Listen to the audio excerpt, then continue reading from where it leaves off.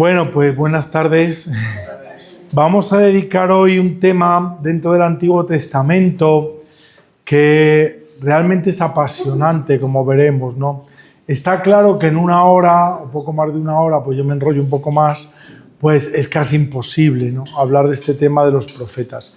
Si ya es difícil en el mundo, digamos, solo bíblico, pues imaginaros también en el tema del arte, ¿no? Entonces, es verdad que simplemente yo lo que voy a hacer es dar pues unas pequeñas pinceladas, me voy a detener en algún profeta mayor, que son un poco los que más, sobre todo la iconografía evidentemente va a señalar, va a representar, y luego también pues como, sobre todo visto desde el arte cristiano, los profetas, como incluso en la reflexión bíblica, pues van a tener una relación, como no podía ser de otra manera, con Cristo y la historia de la salvación. Entonces, vamos a ver, yo creo, alguna obra de arte que son muy poco conocidas por el público en general, incluso, pues, a no ser que uno se dedique un poco al tema del arte sacro, que se conocen menos, pero que me parecen muy interesantes para nosotros, ¿no? Entonces, iremos viendo un poquitín. Primero quisiera hacer una pequeña introducción sobre realmente quiénes son los profetas, ¿no? Esto sería una cosa muy interesante, ¿no? A mí me gustaría empezar diciendo que el tema de los profetas es un tema que, sobre todo a partir del siglo XIX, cambió mucho la visión de ellos, ¿no? Y de hecho, todo lo que se considera como lo más importante de un profeta, veremos un poco por qué, pues tiene que ver mucho con lo que fue la gran revolución de los estudios bíblicos, ¿no? Esto es algo que ahora veremos, ¿no? Entonces, por eso a la hora de hablar de los profetas también, a mí me gustaría partir de una realidad, ¿no? Y es que el fenómeno del profetismo no solo es propio del cristianismo ni del judaísmo, sino que es propio de muchas religiones, ¿no? Especialmente en el Medio Oriente, ¿no? Los asirios, los persas, egipcios tienen sus profetas. Por lo tanto, el tema del profetismo es un tema un poco complejo, por un lado. Segundo lugar, es un tema complejo desde el punto de vista nuestro a la hora de abordar este tema de los profetas. Pues ¿por qué? Porque los profetas van a responder sobre todo a unos problemas muy propios de la época. Entonces, claro, para poder desarrollar bien o conocer bien, hablamos por ejemplo ahora de los libros bíblicos, proféticos, se necesita conocer la cultura en la que nacieron, ¿no? Porque los profetas van a responder a problemas de aquellas sociedades, ¿no? Pero, al menos para mí, como para muchos exegetas, dicen, hay todavía una dificultad mayor a la hora de abordar el tema de los profetas. ¿Por qué? Porque no solo es conocer la cultura hebrea o judía, no. Tenemos que conocer la cultura del Medio Oriente.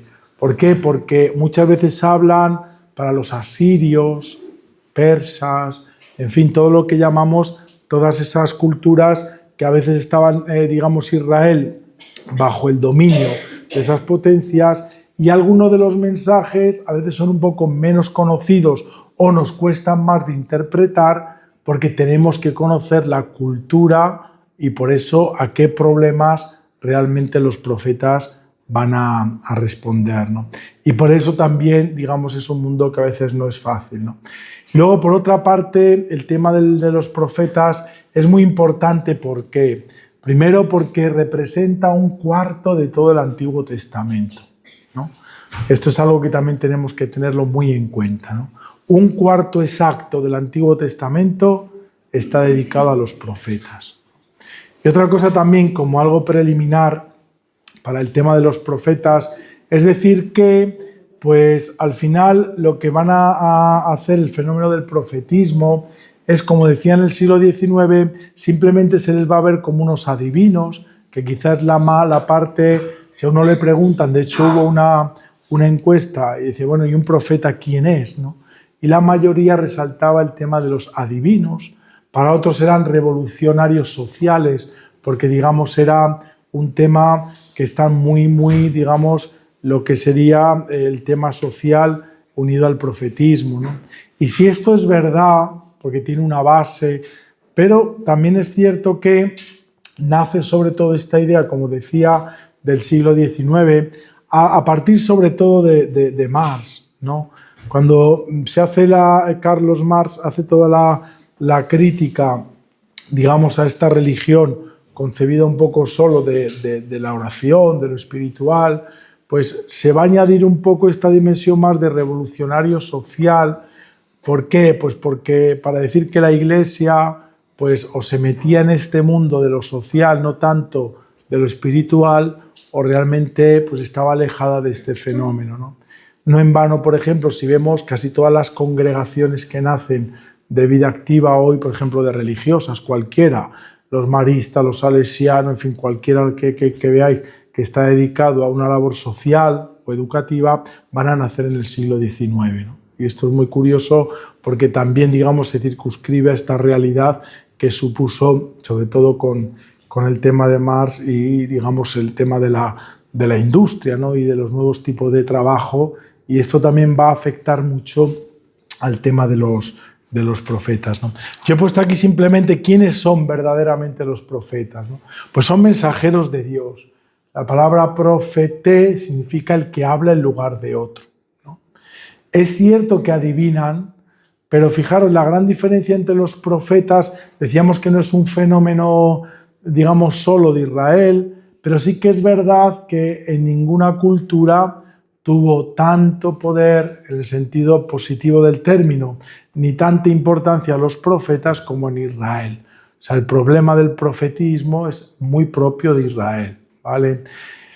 ¿Qué diferencia había con los adivinos que le circundaban a estos profetas? Que fijaros, luego lo veremos, porque, digamos, esta manera de adivinar se diferencia mucho de lo que eran los adivinos que en Egipto o en Asiria o en Persia, qué sé yo, porque normalmente los profetas nunca se servían de medios técnicos para adivinar nada, sino que eran realmente revelaciones, que es algo muy distinto, ¿no?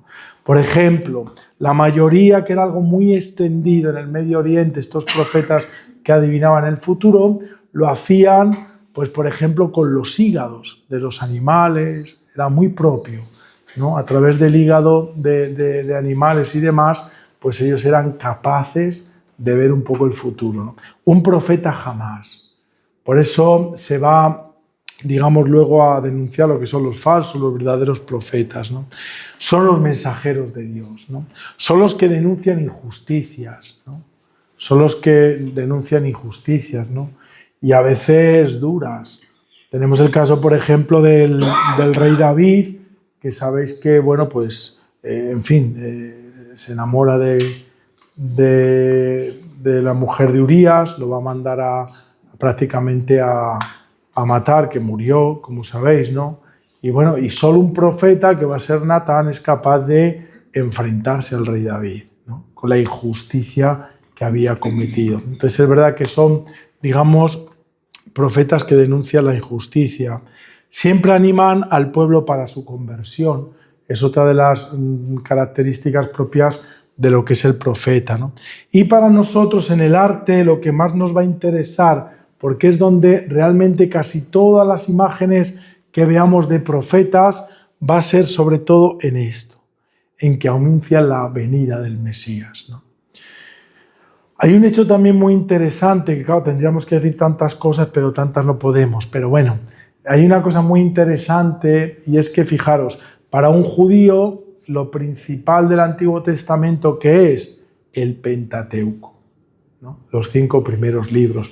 Los otros son un poco como libros de segunda, ¿no? Aun siendo, digamos, pertenecer a la Tanaj, que llaman ellos, pero son como libros de segunda. Es muy curioso, para la comunidad primera cristiana, los libros más importantes del Antiguo Testamento que las primeras comunidades cristianas, empezando por los apóstoles, utilizaron, eran los profetas. Entonces eran son los libros más queridos y más utilizados por la primera comunidad cristiana, ¿no? El mismo Jesús, si vemos el Evangelio, las alusiones a los profetas, ¿no? En este sentido luego veremos alguna obra que tiene que ver un poco con esto, ¿no? Aquí, por ejemplo, he puesto un libro de Jeremías, un versículo de Jeremías 1:5, antes de formarte en el vientre yo te conocía, antes que nacieses te había consagrado como profeta, te tenía destinado a las naciones, ¿no?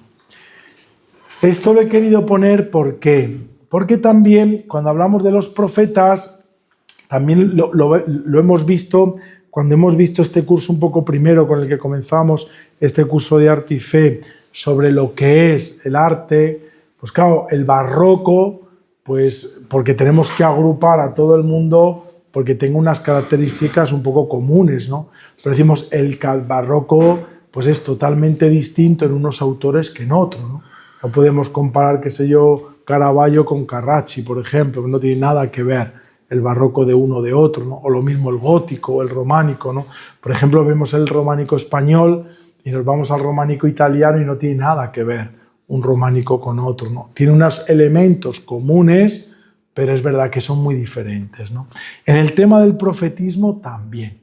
Es decir, cuando nosotros hablamos de los profetas, pues parece que fueran todos, tienen unas características comunes que son las que hemos visto, pero el tema del profeta es distinto, ¿no? Hay muchas diferencias de muchos tipos de prisma, ¿no? Por ejemplo, el lunes, cuando teníamos la clase de Biblia, que estamos viendo el Evangelio de Marcos, yo les decía, ¿no? O sea, al final hay profetas, por eso he puesto esta frase, que van a dedicar toda su vida a la profecía. Y del mismo Jeremías, Isaías, Amós. Jeremías, por ejemplo, por poner un caso, o Isaías, han dedicado 39 años, casi, que son muchísimos, de su vida a ser profetas, ¿no? Pero hay otros, que hay un exegeta español muy bueno que ha estudiado mucho el tema de los profetas, que él dice que hay algunos profetas que son de mediodía, dice él, o de fin de semana. Y es verdad. Hay profetas que solo van a recibir una revelación, una profecía, en un momento muy concreto de su vida, ¿no? Vemos el caso, por ejemplo, de los que llamamos menores, pues yo qué sé, cogéis el libro de Abdías, por ejemplo, o alguno de estos, y es que es un poema, y eso fue toda la profecía que recibieron, ¿no? Entonces, simplemente fue un rato, pues, de un día de su vida, ¿no? Entonces, esto es muy curioso también, o sea, el tema de ser profeta no es que uno dedicó toda su vida a ser profeta, no. Es una vocación que Dios da de una manera distinta en su duración. Esto es muy, muy, muy importante, ¿no? Otra cosa muy importante, ahora hablando del libro, sobre todo sagrados, ¿no? Es decir, ¿solo los libros proféticos los escribe ese profeta? No. Hoy día la exégesis, claro, nosotros tenemos una visión de la autoría de los libros que es muy distinta a la que encontramos en la Biblia. Entonces, de una misma, por ejemplo, de Isaías, descubrimos como mínimo 3 o 4 autores. Hoy día se habla ya de 4 autores distintos. Dentro de hablamos de un primer Isaías, un segundo Isaías y el tercer Isaías. Incluso hoy día hay exegetas que se atreven a decir que incluso podíamos hablar del cuarto Isaías, ¿no? ¿Por qué? Porque hay acontecimientos y hay partes del libro que realmente distan más de 100 años, desde que se empieza el libro hasta que encontramos otras partes dentro del mismo libro, ¿no? ¿Esto qué significa? Que sobre una base, que es las revelaciones o las profecías de los profetas, pues hubo discípulos después de ellos que han ido añadiendo cosas, quitando otras, interpretando esas cosas, ¿no? Y esta es la gran riqueza del libro de los profetas, ¿no? Yo decía también en el curso de Biblia que tengo los lunes, el Papa León, que ha dedicado ahora está dedicando algunas, digamos, catequesis a la palabra de Dios, él dice una cosa muy importante, que nos viene muy bien sobre todo a la hora de los profetas. Dice, él es muy importante a la hora de leer la Biblia, que es también palabra humana, dice él.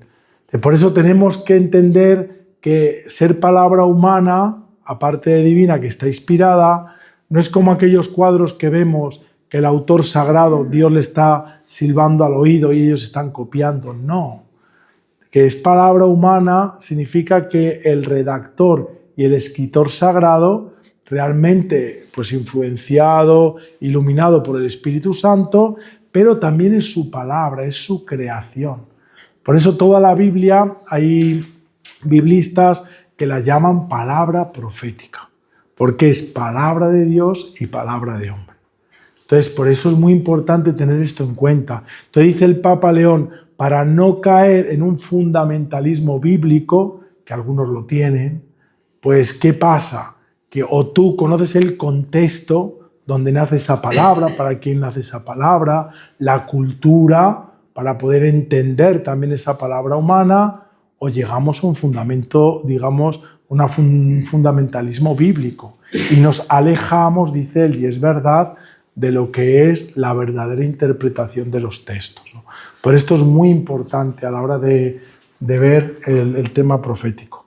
Vamos a seguir, que si no, no acabamos. Bueno, siempre el profeta, de alguna manera, se va a ver sorprendido por esta misión que Dios le va a encomendar, ¿no? Entonces tenemos este texto precioso de Isaías que dice, ¿a quién enviaré? Dice Dios, ¿quién irá de nuestra parte? Y dice Isaías, yo mismo, envíame, ¿no? Entonces hay unos que se resisten un poco y hay otros que después de recibir, digamos, esta vocación, pues aceptan. Le dice a Dios, yo estoy dispuesto a que tú me envíes, ¿no? Hay otros que no tanto, ¿no? Entonces es verdad que aquí también pues hay una diferencia entre unos y otros, ¿no? Esto es lo que he dicho yo antes, ahí os he puesto varias frases para que el profeta nunca recurría a la adivinación, a la hechicería, sino que su fuente es el mensaje profético que es Dios, ¿no? Esto es muy importante también, que hay una diferencia, por ejemplo, a la hora de ver cómo Dios llama a los profetas, también vemos que hay una gran riqueza, y aquí está, digamos, lo bonito, al menos para mí, lo apasionante del Dios de los profetas, que es el Dios de Jesucristo, ¿no? Y es que Dios no siempre va a llamar ni se va a revelar de la misma manera, ¿no? Por ejemplo, tenemos Isaías, que ¿cómo comienza su profecía? Pues de esa visión, luego veremos algún cuadro, gloriosa de Dios, ¿no? Pero tenemos, por ejemplo, pues que voy a decir yo, Amós, que dice que pues algo detrás de como de unas matas, pues le envolvió y poco menos que lo arrastró, dice él, ¿no? O el profeta Jeremías, que empieza a subir, esto dice el Señor, ¿no? Es decir, la obra o la revelación de cómo Dios le transmite el mensaje al profeta, en cada profeta es distinta. Por eso es muy importante ver cómo lo bonito del Dios de Jesucristo o de los profetas es un Dios que tiene diferentes lenguajes, diferente manera de llamar, ¿no?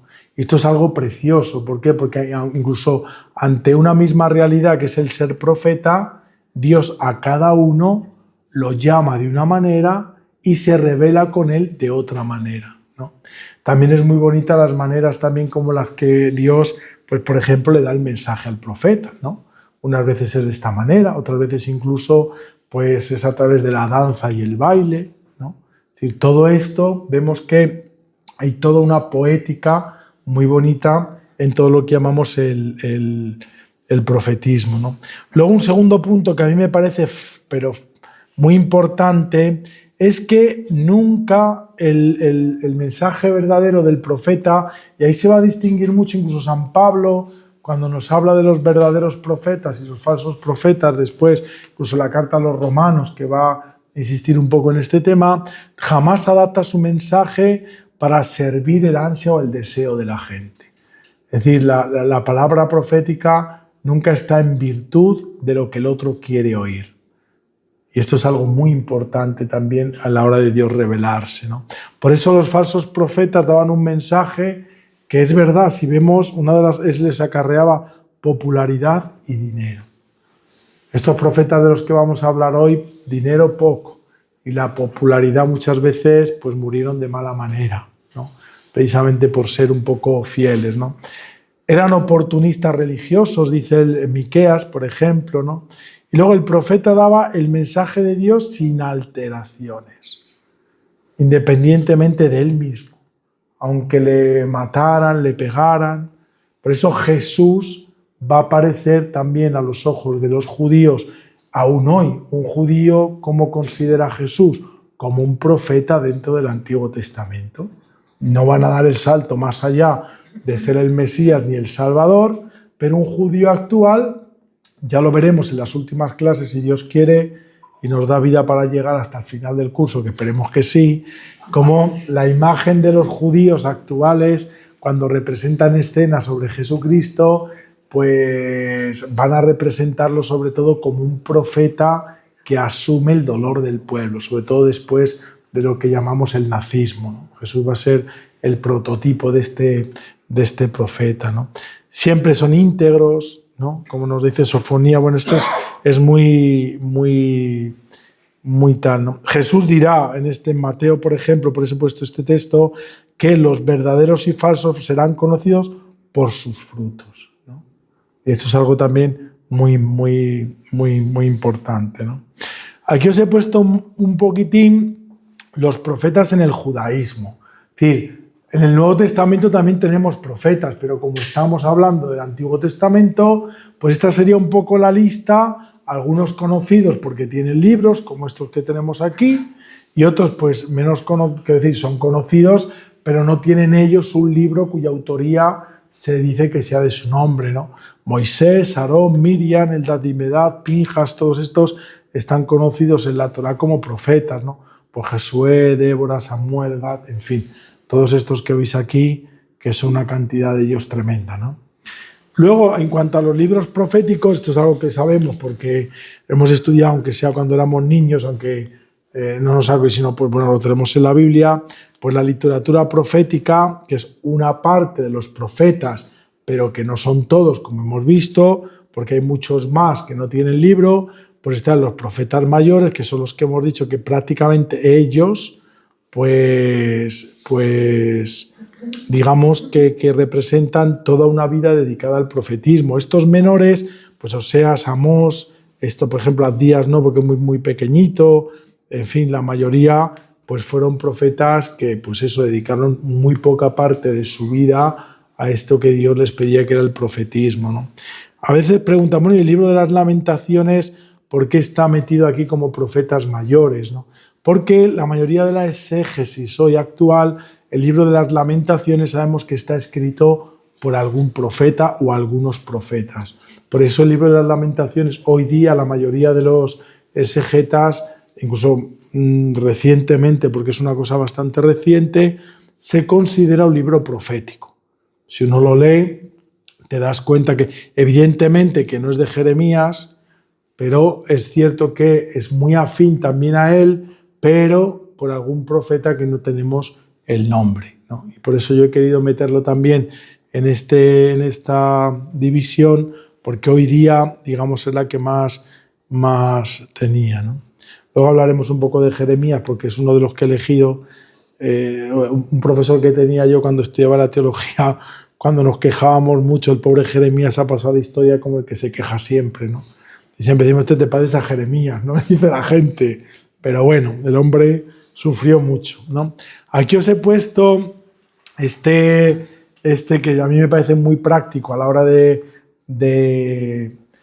ver el análisis cronológico de los profetas para darnos cuenta de lo que es el inicio, la época de oro, que es el trío de esperanza, que son estos tres, el dúo de esperanza después de ellos, la reconstrucción y el ocaso del profetismo, ¿no? Entonces, para darnos una cuenta dónde está la línea del tiempo y a qué edad dentro de lo que llamamos la historia de Israel o de la historia de los profetas, pues van a poner, ¿no? Entonces, evidentemente que la época del oro del profetismo, como no podía ser de otra manera, pues es Amós, Oseas, Miqueas e Isaías, ¿no?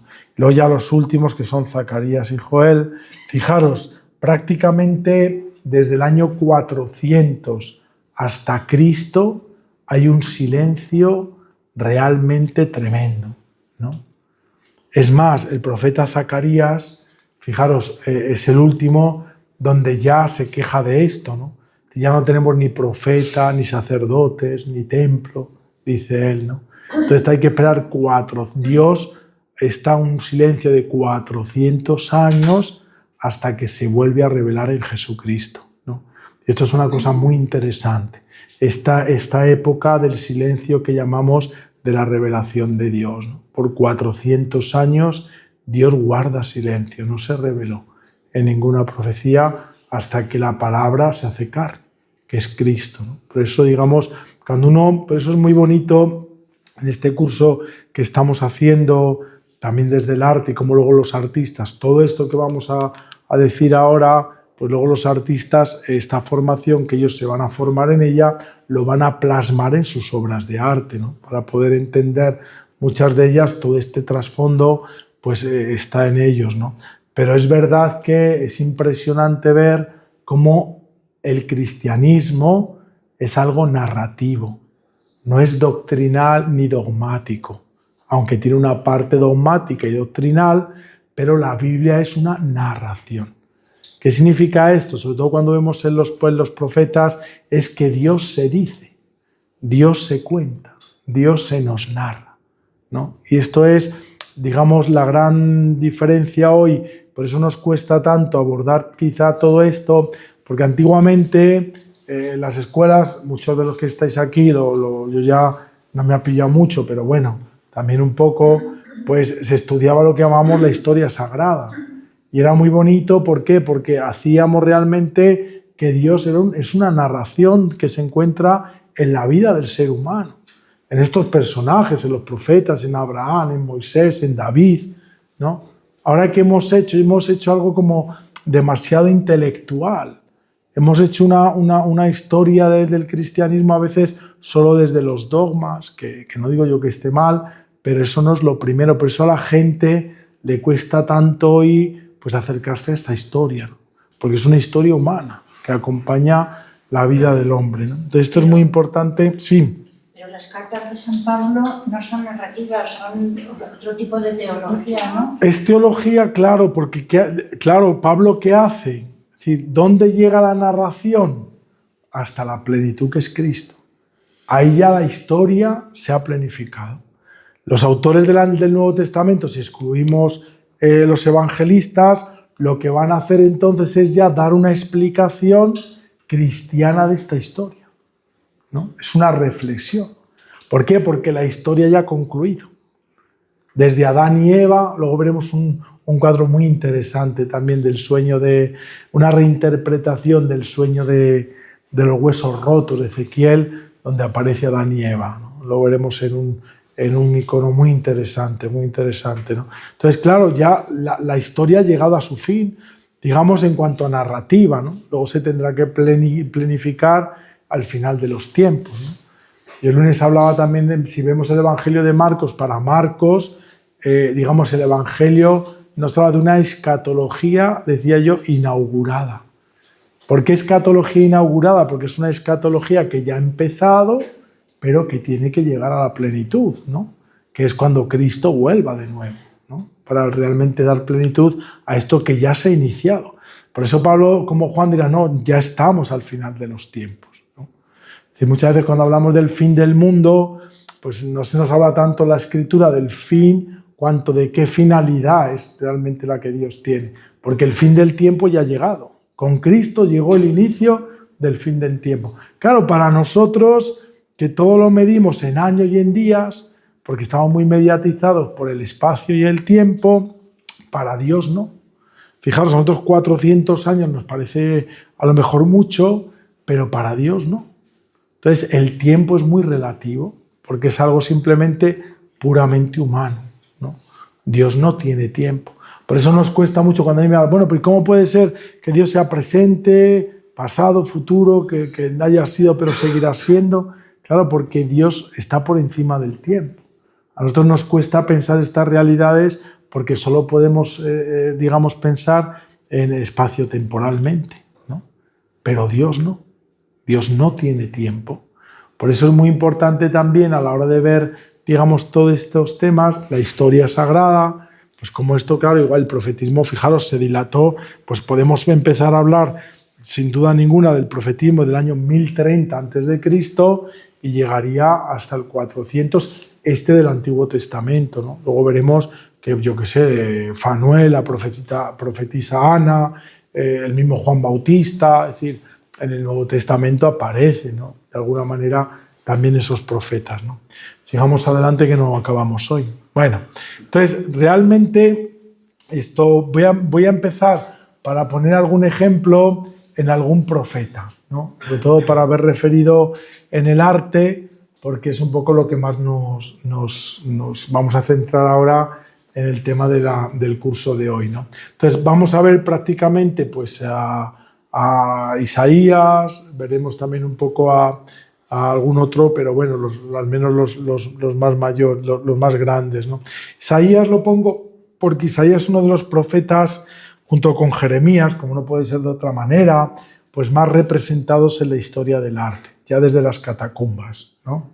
Luego pondremos un fresco que vimos este año cuando estuvimos de Priscila, aquel, digamos, que se considera la imagen más antigua de la Virgen, que al lado izquierdo, cuando estuvimos viendo esas catacumbas este año con la parroquia, pues está el profeta Isaías, ¿no? Entonces es verdad que el profeta Isaías, ¿por qué es el más representado en la iconografía cristiana? Porque es el que más ha anunciado la venida del Emmanuel, ¿no?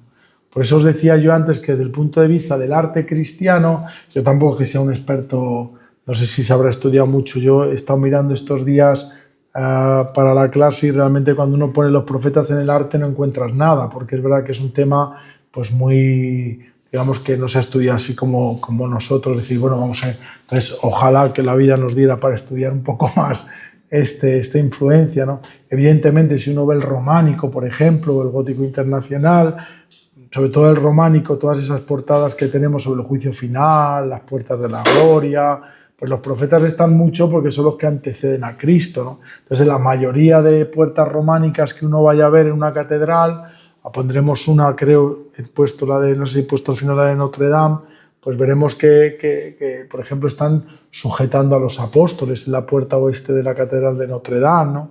Entonces, son, digamos, estos valores iconográficos, sobre todo en el románico, pues muy utilizados por el tema de lo que será el juicio final y la gloria del cielo, ¿no? Con todo lo que son casi como los que anteceden a los apóstoles siempre. Normalmente se ponen los profetas y luego los apóstoles encima, ¿no? Entonces, un poquitín eso se va a estar, ¿no? Bueno, pues Isaías fue uno de los profetas más importantes, aún hoy del Antiguo Testamento. Como sabemos, pues Isaías tiene su propio libro. Como hemos visto, él no es el autor único de ese libro, sino que hay partes que son de él, hay partes que no. Vivió en el siglo VIII a.C., en el reino de Judá, y luego, pues bueno, pues su misión fue llamar al pueblo a la fidelidad de Dios y anunciar una esperanza futura, ¿no? Si uno lee el libro del profeta Isaías, prácticamente todo el anuncio que él nos da es esto: la fidelidad y la esperanza. La esperanza futura, nosotros le hemos puesto un nombre que es Cristo, que es el Mesías. Por eso es el que más nos va a hablar del tema de la venida del Emmanuel. Con textos que, por ejemplo, aquí como casi todos, o todos, yo creo que estamos aquí vamos a misa, pues en el Adviento, por ejemplo, Isaías es casi el libro que leemos como primera lectura prácticamente durante todo el Adviento, ¿no? Porque es el que va a acompañar un poco la venida de Cristo, ¿no? Aquí vemos un poquitín, he puesto esta pequeña cronología, que bueno, lo que más nos interesa ahora, pues para vernos un poco de quién es contemporáneo de estos reyes de Judá, de Uzías, Jotán, Acaz y Ezequías. Estuvo casado también con una profetisa, tuvo hijos, pues cuyo nombre tenían incluso pues significado profético, ¿no? Esto es lo que decíamos antes, su visión en el templo de Dios, que es el capítulo 6, que si tenéis ocasión también, yo no vamos a leer los textos porque, ni de las visiones, porque evidentemente no nos daría tiempo para la clase, ¿no? En una sola clase, pero bueno, ahí está, el capítulo 6 es muy bonito porque ahora veremos algún cuadro que va a narrar todo esto, y esto es un poco también la cronología de él. 760 nace, 740 es el llamado profético, visión en el templo, Del 735 al 32, pues la profecía durante el conflicto de los dos reinos, el del norte y el del sur. Como sabemos, pues el del sur, que es el de Judá, Jerusalén, el del norte, pues con Samaria. El 722, cuando cae el reino de Israel ante el imperio asirio. Luego la invasión contra el Judá bajo Ezequías. Y luego ya prácticamente, pues claro, son todo fechas aproximadas hacia el 680, que es cuando ya en ese arco de 20 años pues se da la muerte de Isaías, ¿no? El contexto histórico pues es muy complicado, ¿no? Por eso, para entender un poco las profecías de Isaías, pues vemos cómo vive en la crisis política por todo lo que hemos visto de la división de los reinos, todo el tema de las guerras, la idolatría, eso todos los temas muy y luego la injusticia social, la amenaza del imperio asirio, y luego pues el pueblo que se aleja de Dios y confía más en las alianzas militares que en la fe.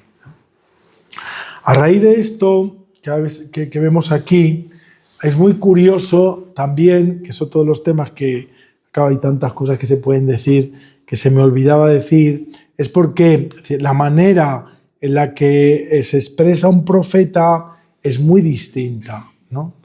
Un lenguaje que vemos en la profecía, por eso es tan bonita la profecía, porque muchas veces es un discurso y la profecía se va a revelar a base de un discurso. La mayor de las veces tiene un tono poético, ¿no? A mí me gusta decir que la profecía, en muchos de los casos, como los profetas van a transmitir lo que Dios les dice, su mensaje es no tanto, digamos, un discurso al estilo, por ejemplo, que hacemos los curas en las homilías, sino más bien como un cantautor, ¿no? O sea, un cantautor que coge su guitarra, compone una letra y la canta, ¿no? Este es otro de los lenguajes muy típicos de los profetas, ¿no? Pero también son los signos. Esto es muy importante. La profecía a veces no habla tanto con palabras cuanto con signos, ¿no? Y hay un hecho que muchos conoceréis, que es de Isaías, precisamente cuando esto del imperio asirio, la injusticia social, confiar más en la alianza militar que en la fe, que en Dios, pues Isaías el pobre ya va por Jerusalén, como sabéis, y bueno, está esta amenaza, ¿no?, contra los asirios, y total, pues yo creo que sus conciudadanos pues decía, ya está aquí el pelma otra vez de Isaías dándonos aquí la brasa, diríamos, ¿no? Y otra vez con la palabra, ¿no? Y él se da cuenta que nadie le hace caso. Total, que ¿qué hace él? Pues agarra, dice el texto, se desnuda, se quita las sandalias, se pone lo que llamaríamos hoy un taparrabos y va de punta a punta de Jerusalén sin decir una palabra, simplemente mostrando su cuerpo desnudo, porque ya su palabra veía que nadie le hacía caso, ¿no? Entonces, ¿qué va a hacer? Claro, todo el mundo decía, bueno, este hombre era muy conocido, Isaías en Jerusalén era realmente un hombre muy considerado, aunque a veces le consideraran un poco pelma, porque nada más que hacía el hombre ahí dar la paliza, bueno, ¿y este hombre qué le ha pasado, no? Pues fijaros, su palabra fue simplemente, y él que dijo, así os veréis vosotros, si desconfiáis de Dios, simplemente creéis que lo que estáis haciendo, que es intentar llegar a alianzas militares con los asirios, vendrán, os van a coger en cautiverio y estaréis como yo ahora desnudos, ¿no?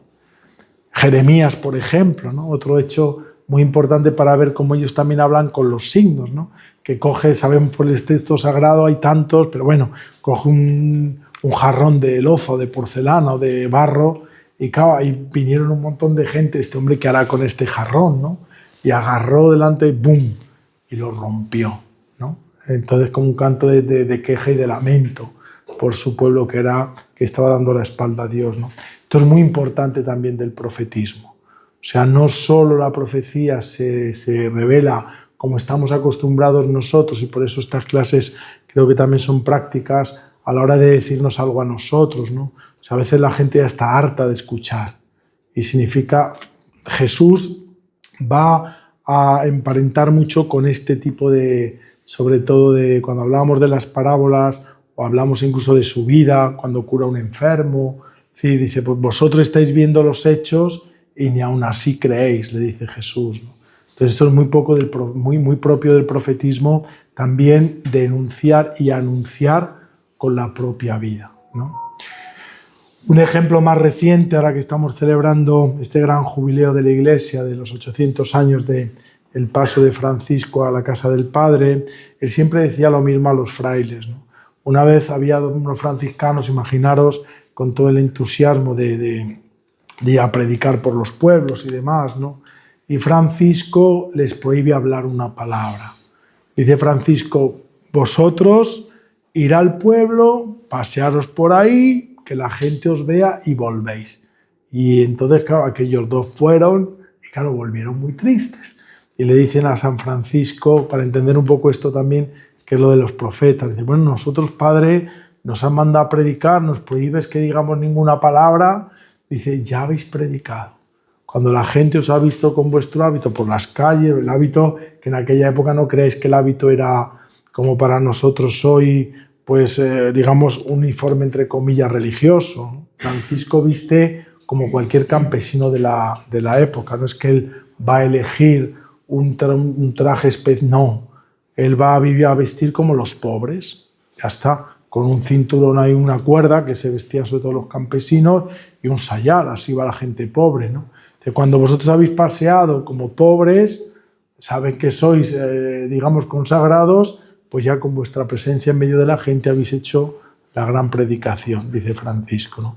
Esto es un poco también los signos del profetismo, ¿no? Hay muchos signos en España, en el mundo, los años 70, por ejemplo, no sé si os acordáis, cuando el capitalismo, en los años 70 del siglo pasado, aquel grupo de suizos, ¿no?, que iba contra el capitalismo, el consumismo, todo aquello, ¿no? Entonces agarraron los billetes de $1 o no sé qué y los tiraron al río, ¿no? Entonces, un poco como signo de protesta contra todo eso, ¿no? Esto es un poco el lenguaje también que usaban los profetas, de utilizar lo simbólico, lo que son los signos, pues para decir una realidad, ¿no? Algo que en nuestra cultura quizá hemos perdido un poco, ¿no? ¿Cuál es el mensaje principal de Isaías? Pues el arrepentimiento, el juicio de Dios y la esperanza y la salvación. A mí Isaías me parece muy, muy bonito. ¿Por qué? Porque a pesar de todo, siempre hay una palabra de esperanza y de salvación. Por eso la profecía de Isaías, el libro, es muy bonito, porque es verdad que habla pues del castigo, de las consecuencias de la desobediencia, de la necesidad, ahora que estamos en Cuaresma, pues del arrepentimiento y de la conversión en la vida, ¿no? Pero dice Isaías, es que por mucho que sea esto vaya muy mal, por mucho que confiéis más en los hombres que en Dios, pues a pesar de eso, Dios restaura. Tiene siempre una palabra de esperanza, que es restaurar al pueblo fiel, ¿no? Que es un poco la idea judía de la salvación, ¿no? Y luego lo más importante para mí, desde el punto de vista del arte, pues es las profecías mesiánicas, ¿no? Si nosotros, incluso cuando vemos la imagen, ahora lo veremos, de los huesos, de Cristo, la visión de la gloria de Dios, todo esto, siempre va muy referida a una gran catequesis en el arte cristiano a Cristo, ¿no? Hoy, cuando la Escritura, como no puede ser de otra manera, y la profecía la leemos desde Cristo, nos damos cuenta que evidentemente esa profecía, cuando Jesús va, incluso lee un texto, ¿os acordáis?, del profeta Isaías, en la sinagoga de su pueblo, en el Evangelio de Lucas, dice, esto se ha cumplido, ¿no? Es decir, Jesús es aquel que cumple realmente la profecía, ¿no? Y por eso es muy bonito releer todos los profetas desde Cristo, ¿no? Porque vemos que Dios cumple su palabra, ¿no? Y lo que a lo mejor como ¿no? Fijaros, 800, 700 años, casi 800 antes de Cristo, que se anuncia, pues 8 siglos después, Dios promete esa palabra y cumple esa palabra, ¿no? El Evangelio de Mateo, todo el Evangelio de él, es una catequesis sobre esto, que la promesa de Dios se ha cumplido, ¿no? Entonces, bueno, pues vemos, ahí he puesto los 4 textos más importantes y sobre todo pues centrales de la profecía, ¿no? Isaías 7:14, que habla del anuncio del nacimiento del Emmanuel. Isaías 9:6, un niño nos es nacido. Isaías 11 es el Mesías que desciende de David, ¿no? Esto es muy curioso también porque, bueno, va a descender sobre todo de una línea que no tiene que ver nada con otra línea que realmente pues no se cumpliría la promesa, pero bueno, eso va más con el Evangelio de la genealogía de Mateo que con nuestra clase, ¿no? Y luego es muy bonito todo el tema de el siervo sufriente, ¿no? Que ahora lo vamos a leer, si Dios quiere, el Viernes Santo.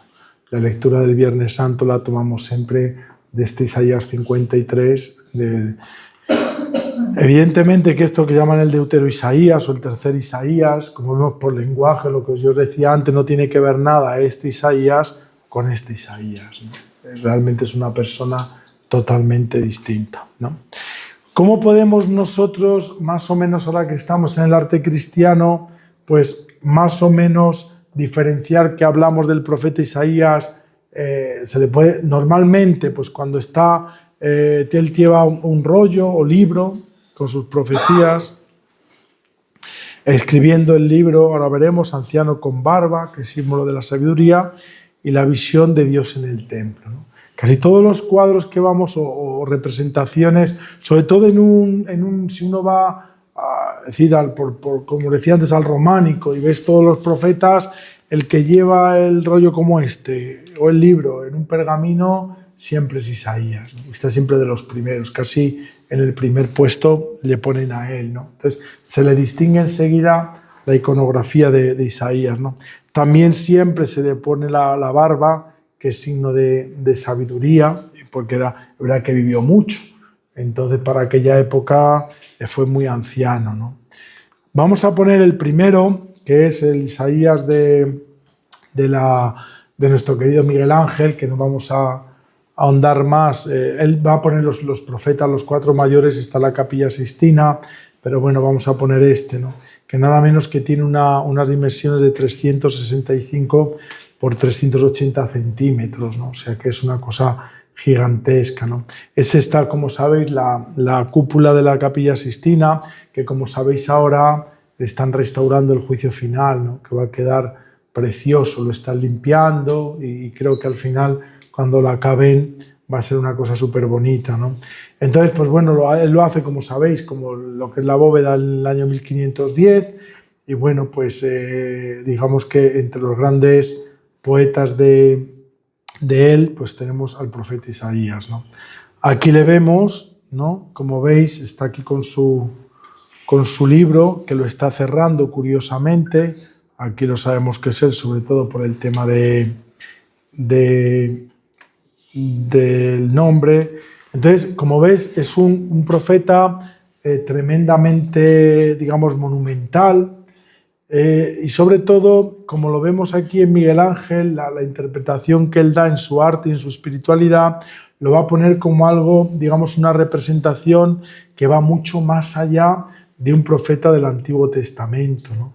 Porque si nos damos cuenta en la cara, eso que llamamos la terribilidad, que decíamos también del Moisés, y que va a poner también ese gesto en esta imagen con esta representación de Isaías, ¿no? Digamos que tiene una intensidad grande emocional que va a dar siempre, digamos, Miguel Ángel a sus figuras, pero si nos fijamos bien, es un Isaías que sobre todo está pensativo, ¿no? Entonces es muy bonito como el artista, pensando en este profeta, en su libro, pues lo quiere representar, ha terminado su profecía o está escribiéndola y ha decidido sobre todo cerrar su libro, ¿no? Y por eso nos da un Isaías muy pensativo sobre un banco de piedra, sostiene un pequeño bebé mientras mira fijamente hacia ese lado izquierdo de la composición, ¿no? Vemos también como detrás de él hay 2 figuras adicionales que se van desvaneciendo, que son estas 2, ¿veis? Que se desvanecen un poco hacia adelante y hacia atrás, ¿no?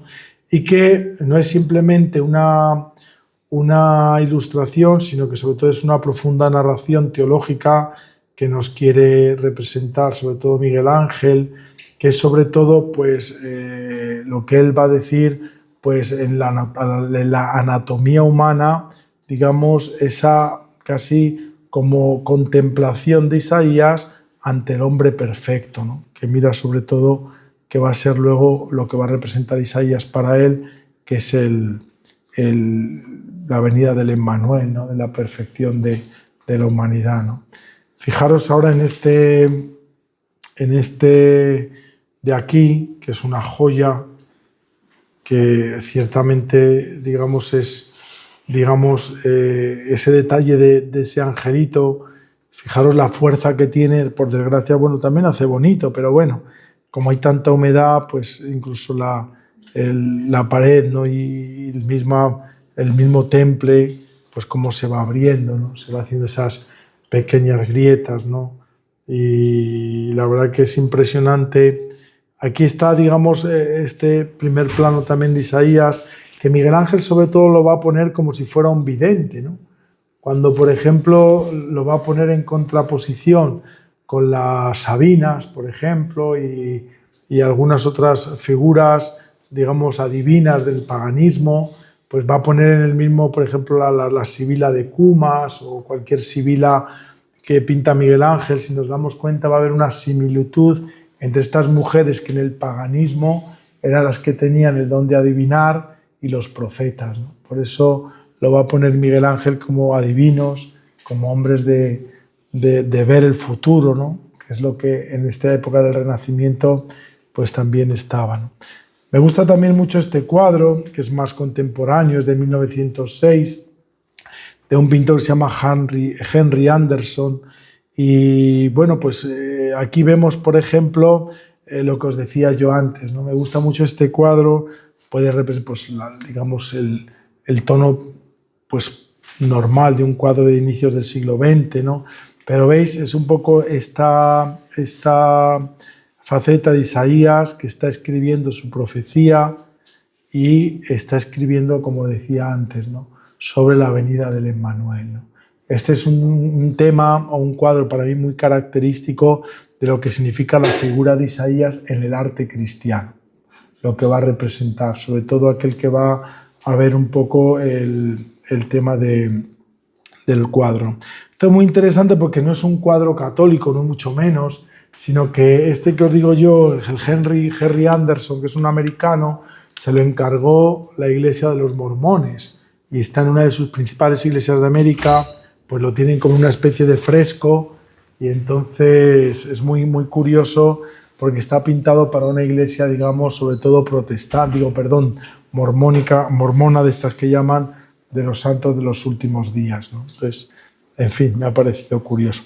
Este es el famoso Doré, que se le conoce mucho, que es de mitad del siglo XIX, en torno a 1830, este cuadro, cuando él va a ilustrar esa famosa Biblia de Doré, que arriba yo tengo una copia, vamos, de esas que hicieron, con grabaciones de él.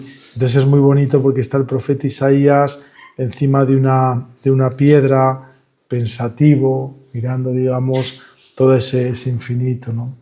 Es muy curioso porque, fijaros, el tema del profeta, yo no sé si vosotros tenéis la misma impresión que yo, pero siempre se les considera una persona demasiado solitaria, ¿no? O sea, gente que ha estado muy sola, ¿no? Y es muy curioso esto, ¿no? Porque en definitiva es verdad que podemos, por ejemplo, ver en el texto del mismo profeta Elías, ¿no? Que dice que está en el Monte Carmelo, había 450, digamos, sacerdotes de Baal, estaba el rey, estaba ahí una multitud de gente, y el profeta Elías, ¿qué dice? Dice, al final yo estoy solo enfrentándome a la muerte, ¿no? Entonces tiene esa capacidad, a veces se ha creído, y también esto viene mucho del siglo XIX, esta imagen del profeta, pues digamos, muy solitario, el mismo Isaías, que es lo que hace Gustavo Doré. A mí me parece muy interesante este grabado, porque es un poco esa imagen que en el siglo XIX se tiene del profeta, de alguien muy melancólico, de alguien muy solitario, ¿no? Incluso el profeta Isaías, vemos que con esto de los asirios, por poner un ejemplo, dice el texto, ¿no? Que el profeta, la gente se sube a las terrazas para festejar, dice el texto, que por pelo, porque fue por nada, pues los asirios no les conquistaron. Entonces Israel se siente valiente, valeroso, porque han conseguido por nada que los asirios no les conquistaran, ¿no? Entonces estaban participando de la alegría del pueblo, ¿no? Isaías nos dice que él dice, pues no consolarme, dice porque, y entonces se va solo, que es un poco el texto donde está grabado, dice porque vosotros estáis festejando algo que habéis hecho no por fe. O sea, la victoria que creéis que habéis conseguido no ha sido porque confiéis en Dios, sino por esto que decíamos antes, el pacto militar que ha llegado muy poco, ¿no? Porque luego realmente pues no les irá muy bien, ¿no? Entonces esta imagen del profeta como alguien muy solitario, melancólico, triste, como el que lleva un poco los lamentos, nace aquí del siglo XIX, de una sociedad, digamos, muy, digamos, ese romanticismo, en definitiva, del siglo XIX, ¿no? Es donde estos profetas van a tener esta imagen, ¿no? Claro, esto va a venir todo totalmente deshecho o roto cuando otro protestante, que es un gran biblista, que se llama von Rath, que es muy bueno, tiene unos textos, va a romper realmente toda esta imagen del profeta como alguien aislado, todo lo contrario. Estos mismos teólogos protestantes o escrituristas que dicen que eran gente así del XIX, en el siglo XX, von Rath, cuando estudia los textos de los profetas, dice no, eran gente realmente muy sociales, era gente que, y lo vemos por las profecías, claro que en algún momento están solos, pero evidentemente eran gente que participaba mucho de la vida social de la comunidad, ¿no? Y claro, cuando hablamos de la exégesis bíblica, hasta prácticamente mediados del siglo XX, pues es muy difícil encontrar a alguien de peso católico. ¿Por qué? Porque sabéis que todo el estudio bíblico, quien empieza realmente es el protestantismo. Entonces, como digamos, algunas cosas que veían que no, es cuando nace ya el estudio católico realmente, no es que no hubiera antes, pero la exégesis bíblica católica va a nacer a partir de estos autores, ¿no? Y la exégesis que hacen muchos protestantes, especialmente del Antiguo Testamento, pero también del Nuevo, son muy válidas, ¿no? Cuando nosotros estudiamos la Biblia, muchas de las exégesis que tenemos es de muchos autores del protestantismo, porque son los que se han metido, digamos, en estudiar este tipo de textos, ¿no? Hay otras cosas que no, que diferimos, sobre todo con el tema de los evangelios y demás, pero bueno, en el fondo, que os he puesto uno que es un poco pastelón, pero bueno, es un poco la idea del famoso lobo que pastará con el león, que pastará con el cordero. No os he traído muchos cuadros de estos porque son como muy... Pero sobre todo en el siglo XIX y XX, si buscáis por internet el lobo y el cordero, el león y el cordero, perdón, pues hay muchos y muy interesantes, ¿no? Son sobre todo para los autores una manera de ver la paz, ¿no? Ahora que estamos en este mundo tan loco de las guerras. Bueno, yendo un poco más deprisa, vamos al profeta Ezequiel, que es el segundo que quisiera yo pues ver como ejemplos, porque son los más importantes en la representación artística. Y bueno, pues Ezequiel, como veis, así como Isaías sí que nos da muchos datos sobre su vida, el libro de Ezequiel aporta muy poquitos datos sobre lo que ha sido pues, la personalidad, las cualidades, el lugar donde ejerce su ministerio, ¿no? Tiene que ser, digamos, por otras realidades, ¿no? Solo se nos dice que era sacerdote, hijo de sacerdote Buzi, que estaba casado con una mujer a la que amaba con ternura, nos dice Ezequiel 24:16, y al morir ella, Ezequiel explicó su soledad como símbolo de la desgracia que se cierne sobre Jerusalén, ¿no?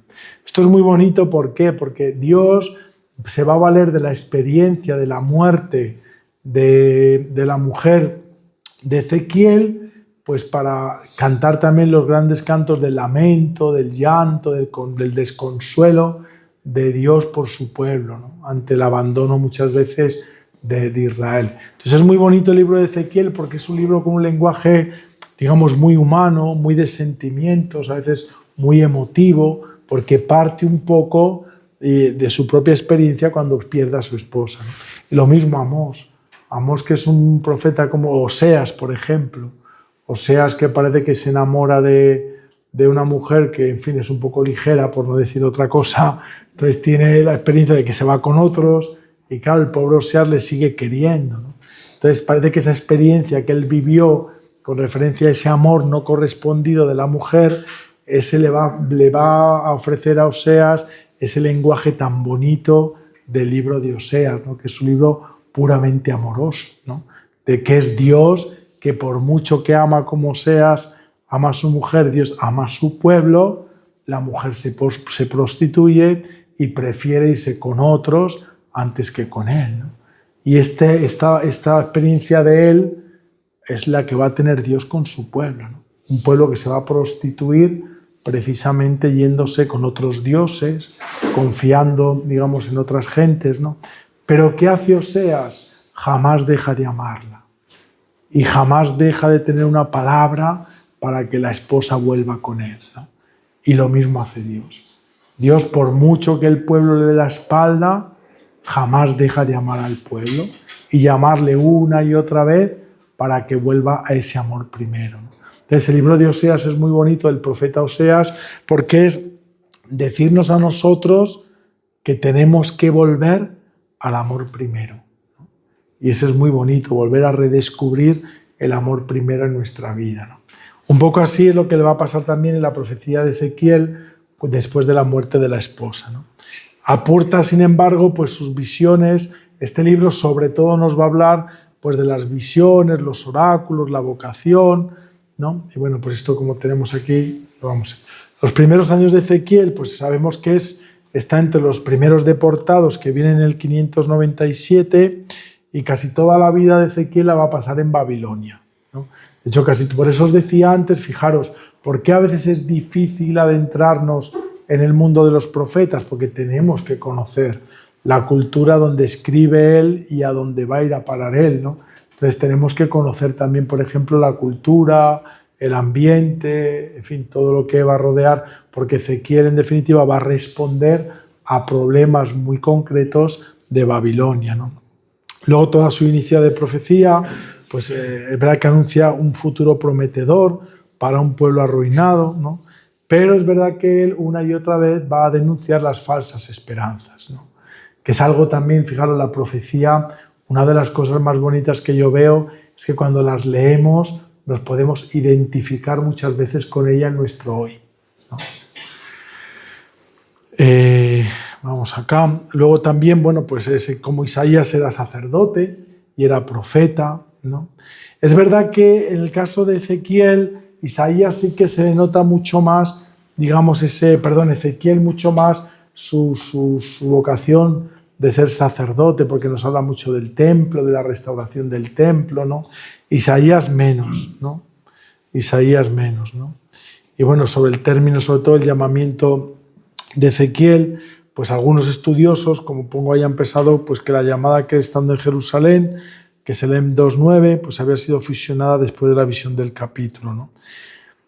Hoy día se ve que esta llamada al profetismo no se da tanto en Jerusalén cuanto en Babilonia, ¿no? Pero algunos, yo lo pongo ahí porque a lo mejor podéis leer en algún comentario que dicen que las visiones la tiene en Jerusalén, pero bueno, simplemente vamos a seguir por aquí. ¿Cuál es la misión o cuál es el anuncio de Ezequiel, como hemos visto de Isaías?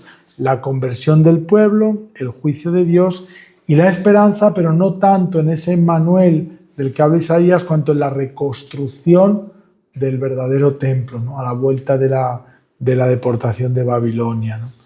Es muy interesante porque, claro, cuando Jesús, hay una expresión que todos conocemos, aquello de, bueno, pues destruir el templo y en 3 días lo volveré a construir, viene mucho que ver con esta profecía también de Ezequiel, de lo que significa la esperanza de la reconstrucción del templo, ¿no? De tal manera que las primeras comunidades cristianas, cuando Ezequiel habla de reconstruir el templo, no es tanto ya, es lo que Jesús se va a referir mirando al profeta Ezequiel, no tanto la reconstrucción que va a hacer luego sobre todo y completar Herodes el Grande, sino la reconstrucción del verdadero templo que es Cristo, ¿no? Que ya no es un templo de piedra, sino de carne, ¿no? Es lo que también el evangelista va a hablar mucho, ¿no? Su libro, sin duda, es uno de los más simbólicos y de las visiones de la Biblia, ¿no? Las tres grandes visiones de Ezequiel, que son las que más se conocen, pues es la visión del carro, que todos conocemos, los 4 seres vivientes y el del valle de los huesos secos, ¿no? Aquí, digamos, es una escena que, bueno, luego lo podéis leer en la Biblia, pues Ezequiel que ve aquel carro celestial con criaturas misteriosas, ruedas, seres alados, sobre todo representa la gloria de Dios, ¿no? La visión de Ezequiel es sobre todo la visión de la gloria de Dios, ¿no? Este es un poquitín de un lenguaje contemporáneo, está hecho como una especie de fotograma que intentaron, digamos, ver en el arte cómo se podría representar todas esas ruedas, visiones, los seres alados. Y entonces es muy interesante pues esta visión que, como sabéis, pues es el inicio de la profecía de Ezequiel, que está en el capítulo 1, desde digamos los primeros versículos, casi creo que es del 4 al 20, una cosa, si no recuerdo mal, para dar la visión de esto, ¿no? Luego está la visión de los 4 seres vivientes, ¿no? Que para nosotros es más conocida porque luego pasarán a ser lo que llamamos el tetramorfos, que es el símbolo de los evangelistas, ¿no? Uno dice, bueno, ¿y el signo de los evangelistas de dónde viene? ¿Por qué un león, un hombre, un toro, un águila? De Ezequiel, para que veáis un poco la unidad que hay. Entonces, Ezequiel ve que en esa visión que él tiene aparecen pues estos 4 seres vivientes, que es el hombre, el león, el toro y el águila. Por eso, fijaros, luego la tradición a cada uno de los evangelios se les ha digamos, asignado uno de los evangelistas por el contenido al que se refiere el evangelio, ¿no? Que tiene que ver mucho con esto de eso. Bueno, el león, ¿a quién corresponde? Todos lo sabemos. A Marcos, ¿no? Vas a ir a Venecia. El toro, el águila y el hombre a Mateo. Eso es. Entonces, pues bueno, tiene que ver mucho con las profecías de Ezequiel. Por eso cuando vemos que a cada evangelista se le va a dar, tiene que ver sobre todo con esto. Bueno, este es un cuadro muy bonito. Podríamos haber traído, pero ya lo hemos puesto, el de Miguel Ángel, que es del gran Rafael Sanzio, ¿no? Es un cuadro muy interesante, que a mí me gusta mucho porque, mire, he puesto aquí el texto. Ya sabéis que Vasari fue, digamos, el primero que nos dio un poco la historia de los pintores, sobre todo del Renacimiento, bueno, no sobre todo, sino del Renacimiento y florentinos. Es verdad que cuando uno estudia historia del arte, el Vasari hay que cogerlo un poco con pinzas, porque es verdad que da muchos datos, pero es verdad que lo que no sabe mucho, pues se lo inventa un poco. Y luego él, que era, digamos, un fan tremendo de los pintores florentinos, los que no eran florentinos, pues los pone un poco mal. O sea, sobre todo eso es.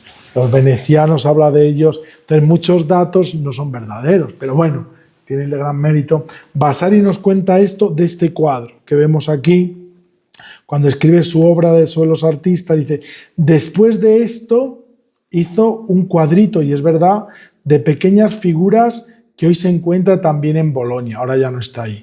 Ahora lo tenemos en el Palacio Pitti de Florencia. Dice, en casa de Vincenzo Arcolano, con un Cristo, fijaros, como Júpiter en el cielo y rodeado de los 4 evangelistas, tal y como lo describe Ezequiel. Uno a guisa de hombre, otro a guisa de león, otro de águila y otro de toro, con un pequeño paisaje debajo, no menos raro y hermoso en su pequeñez que las obras suyas, que siempre eran de grandes tamaños, ¿no? Y es verdad, fijaros, el Vasari, cuando uno lo coge, lo va a representar, fijaros, la visión de Ezequiel, dice Rafael, ve a Cristo como Júpiter y a los 4 evangelistas. Es una interpretación muy libre porque realmente lo que está representando el Vasari es la visión de Ezequiel, ¿no? A Dios Padre con estos 4 seres vivientes que están en el trono, ¿no? Entonces, fijaros, Por eso os decía yo que la conexión del profetismo, la historia del arte sacro, va siempre referida a Cristo, ¿no? Esta es una pintura de un ruso que se llama Kidonov, que es muy bonito y que es también un poco esa visión, pues también un poco, digamos, de la gloria de Dios que veíamos de la primera visión, que yo le he querido traer porque es una pintura nada menos que del año 2006, de hace 20 años, muy, digamos, muy cercana a nosotros en el tiempo, ¿no? Entonces me gustaría desde el arte contemporáneo, porque fijaros cómo pone los 4 seres vivientes, aquí cómo pone, digamos, este ángel, que es el que le está mostrando a Ezequiel esta visión, ¿no? Con esta llave que tenemos aquí, que es como si abriera toda la profecía de Ezequiel, ¿no? Entonces es un cuadro que a mí me parece súper plástico a la hora de ver eso, ¿no? Para no alargarnos más, porque, en fin, habría tanto, bueno, el Valle de Huesos, que sabéis que es una de las escenas más famosas de su libro. Digamos, esta visión de Ezequiel tiene mucho que ver también con el libro del Apocalipsis. Ezequiel quizás es el profeta que Juan más va a utilizar, sobre todo en el libro del Apocalipsis. Cuando nosotros leemos el libro del Apocalipsis, tiene mucho de Ezequiel, ¿no? Como nos dio una clase, sabéis, Verónica, que ella, su tesis fue sobre un manuscrito del Mar Muerto que habla sobre todo de la relación entre, digamos, el Apocalipsis y esta visión del Valle de los Huesos Rotos. Entonces es muy secos, perdón, por eso es muy interesante, sobre todo para nosotros representa la resurrección. Siempre en toda la iconografía cristiana va a representar la resurrección. Aquí os traigo un cuadro que a mí me parece fantástico, que es de Quentin Massys, que es realmente un pintor renacentista. Está pintado en torno al año 1510, 1515. Y entonces, fijaros, me gusta mucho porque fijaros la reinterpretación que da él de los huesos secos, ¿no? Que es eminentemente la resurrección. Está Isaías, que ve esta visión con el libro cerrado, que está narrado, esta visión que él tiene de los huesos secos, y fijaros, de los huesos secos están naciendo los cuerpos nuevos, ¿no? Es muy curioso porque tiene que ver incluso con toda la morfología un poquitín más de a veces de estos cuerpos de Miguel Ángel. Y luego estos dos personajes, por eso digo de la resurrección, fijaros qué interesante, un esqueleto que le tapa a Adán y Eva, que está el niño, el angelito. Si lo vemos más de cerca, fijaros lo interesante que es cómo la visión de los huesos secos, Quentin la va a releer como esa resurrección no solo de Cristo, sino la nuestra. Entonces, cómo la obra de esos valles de los huesos secos viene releída en cristiano, como de la muerte que nos viene por Adán y Eva, por Cristo después, nos va a venir la nueva vida, el nuevo cuerpo, la vida resucitada. Entonces, fijaros que a mí me parece una interpretación preciosa, porque ves la misma calavera que es el Adán muerto, de la muerte después del pecado, él mismo nos está haciendo referencia a que por su desobediencia se dieron cuenta que estaban desnudos, ¿no? Y lo mismo el ángel, ¿no? Pero ya de un cadáver, de un esqueleto, han pasado a un cuerpo vivo después de la resurrección de Cristo. Entonces, fijaros que a mí me parece un cuadro precioso porque nos da, digamos, la visión cristiana de la profecía de Ezequiel, ¿no? Entonces es muy interesante, ¿no? Esta es una obra que se conoce menos, que se llama La Rueda Mística o la visión de Ezequiel. Y fijaros, nada menos y nada más es de un gran pintor que todos conocemos, que es Fray Angelico. A él le encargan, digamos, esta se llama La Rueda Mística porque, bueno, todo el mundo sabe que tiene forma de rueda, ¿no? Entonces es muy interesante por los escritos que ve aquí. Y lo que va a hacer, digamos, sobre todo Fray Angelico es, pues, poner toda esta visión que tiene Ezequiel pues dentro de toda esta rueda, ¿no? Entonces es una composición muy miniaturística, porque sabéis que sobre todo él empezó siendo un miniaturista, o sea, él empezó pintando miniaturas en los libros, entonces es de una precisión tremenda con todos los profetas que hay aquí y la visión al final que tiene el profeta Ezequiel de esto, ¿no? Y para terminar, pues ya son ni 20, no alargarme más, con este cuadro terminamos. Es este cuadro un poco raro, pero que me parecía precioso, ¿no? Fijaros, es un icono ruso del finales del siglo XVIII.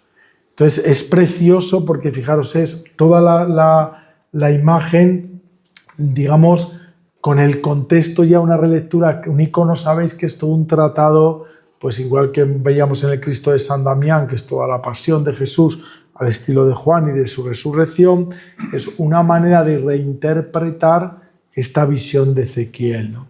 Entonces, es verdad que algunos, digamos, ¿cómo decir?, ortodoxos, ultraortodoxos, fueron muy críticos con este icono. Entonces hay partes de iglesia ortodoxa que este icono fue muy criticado por la interpretación que este autor ruso, que no sabemos quién es, porque no es tal. Entonces va a dar las visiones proféticas, y aquí lo vemos, ¿no?, de Isaías, que están abajo, ahora veremos mejor, de Isaías y de Ezequiel, ¿no? Son muy simbólicos, tienen, digamos, un tema, y aquí lo vemos, claro, no sabemos ruso, pero bueno, yo he sido capaz de, como aquí, hijo mío, yo en esto soy un poco negado, pero bueno, con la inteligencia artificial, ahora del icono, yo por ejemplo le fui metiendo, claro, porque ruso no sé, fui metiendo estos textos y te lo van traduciendo, entonces es un poco toda la vida y las visiones de Ezequiel y de Isaías, ¿no? Entonces vemos que están los profetas del Antiguo Testamento, con todas las visiones místicas de ellos, que tenemos aquí. Y luego es muy bonito porque, bueno, ahora vamos a ver el centro, que creo que lo tengo aquí. Fijaros, en el centro a quien encontramos, tenemos la cara de un niño, que luego lo representa aquí, y la Virgen María arriba, ¿no? Entonces es muy curioso porque lo que nos viene a decir este autor ruso es que las visiones, sean de Isaías como de Ezequiel, es el Emmanuel, el Dios niño, que nació de esa Virgen que nos dice Isaías, que es María, ¿no? Entonces fijaros qué manera tan bonita de decir cómo la profecía de Cristo que nos narra Isaías y Ezequiel se cumple en Cristo y en María, ¿no? De una Virgen nacerá aquel vástago, y lo ponen en esta rueda, que es también la rueda de la visión de Ezequiel, ¿no? Luego, fijaros, le pone abajo, que bueno, pues en este caso, como sabéis, es el carbón ardiente, ¿no?, que le van a dar, que significa la purificación, ¿no? Entonces, fijaros qué bonito y qué detalle el icono, que como el ángel está dando el carbón ardiente, ¿no? En el otro lado igual está teniendo Ezequiel, digamos, toda esa parte de la visión de la gloria de Dios, y por eso lo va a poner en este otro lado del cuadro, ¿no? Entonces es verdad que estas características tiene un fondo dorado, que vemos que desde la iconografía cristiana, no digamos en este caso rusa, ortodoxa, oriental, pues representa la presencia de Dios. Y sabéis que en los iconos orientales el fondo dorado significa solo Dios, ¿no? De hecho, el artista nuestro, Vicent, solo quiso poner el pan de oro en el altar porque es el lugar destinado siempre para la divinidad, en la pintura y en el color rumano, ¿no? Hay una perspectiva muy simbólica, no es una perspectiva realista, sino toda la perspectiva que nos narra con los textos, con los personajes, es muy simbólica. Luego va a utilizar colores muy intensos, que también tienen su significado en la iconografía oriental, como es el rojo, es el negro, ¿no?, es el color oro, que son prácticamente los únicos colores que va a utilizar. Y luego, pues, digamos, toda esta especificidad, a ver, que se da sobre todo en el cuadro, ¿no? Y con esto termino, pues ya casi 6:30, tendríamos muchas más, que es esa que os he dicho de que vimos, si os acordáis, este año en las catacumbas de Domitila, cuando fuimos ahí a ese hueco, que es, digamos, la primera imagen que tenemos de la Virgen María, al menos así se considera dentro de la historia del arte cristiano, ¿no? Es muy curiosa por lo mismo, porque fijaros, el personaje que tenemos a la izquierda, pues es el profeta Isaías, ¿no? Por eso decimos, como siempre, Isaías va a ir referido en la iconografía cristiana siempre a Cristo, ¿no? Este es el famoso pórtico que, bueno, pues todos conocéis de la Gloria, que es el pórtico de la Catedral de Santiago, que también, por poneros un ejemplo, fijaros, ¿ves? Isaías siempre se le va a reconocer por su libro, que va a anteceder siempre a los apóstoles y siempre como parte de la profecía de lo que será Cristo, ¿no? Luego esta obra que a mí me gusta mucho, que es de Klaus Sulter, que es una joya, que está en la Cartuja de Champol, que se hace el año 1400, es un pozo, fijaros, y tuvieron muchas capas en esta cartuja de mucha agua y nada menos que hicieron este pozo, ¿no? Fijaros qué preciosidad. Está aquí, os he querido poner, está Moisés, está Cristo, y lo mismo, es hexagonal, que representa un poco esa perfección. Están los profetas, está Moisés, está Isaías, que es el que, y arriba está Cristo como el agua de la vida que está, ¿no? Entonces un poquitín, y aquí pues fijaros, he traído aquí sobre todo el profeta Jeremías también, que es muy interesante porque Jeremías, veis, está como enfadado, un poco colérico, entonces representa muy bien el autor en el año 1400 la psicología, incluso en piedra, de este personaje, ¿no? Aquí está Moisés, le vemos por la barba, el rey David, y arriba el ángel que nos va a conducir hacia Cristo, ¿no? Es una obra muy bonita porque tiene que ver mucho con la peste negra. Cuando se da en esa zona la famosa peste negra y bueno, luego empezará la guerra de los 100 años, pues va a empezar un poco el resurgir, sobre todo de toda esa zona, y bueno, pues él va a editar este pozo que va a representar un poco también como el resurgimiento de esta vida nueva, ¿no? Y con esta imagen un poco quisiera terminar para ver un poco cómo al final todo este mensaje que hemos visto de la profecía, que como decía al principio no es ni uniforme, no es a veces fácil de descifrar, pero realmente, sobre todo en el arte cristiano, va referido a Cristo y a la historia de salvación. Así que bueno, el próximo día más.